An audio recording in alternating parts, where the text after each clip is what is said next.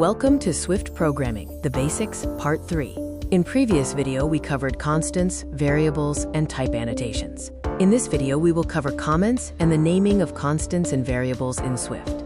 Swift allows nearly any character, including Unicode, for naming constants and variables.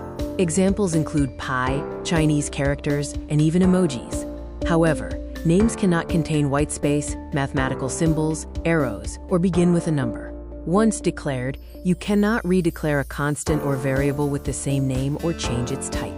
Variables can be reassigned to different values, but constants cannot be changed after their initial setting, which will result in a compile time error. If you must use a reserved Swift keyword as a name, surround it with backticks. Additionally, you can use the print function to output the current value of a constant or variable to the console. The print function has default parameters for separator and terminator.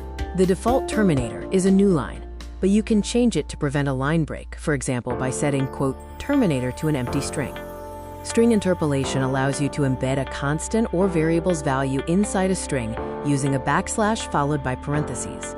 Remember the naming rules and reassignment restrictions. Use print and string interpolation for outputting values.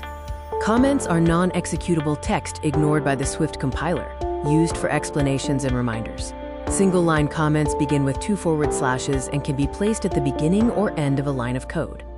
Multi-line comments begin with a forward slash and an asterisk, and end with an asterisk and a forward slash. They can span multiple lines and are useful for longer descriptions or large blocks of commentary. Swift allows multi-line comments to be nested inside other multi-line comments. This is helpful for commenting out large code sections that might already contain existing multi-line comments. Use cases for comments include explaining complex code, adding TODO reminders, and temporarily disabling code. In summary, comments do not affect program execution and are used for documentation and temporary code management.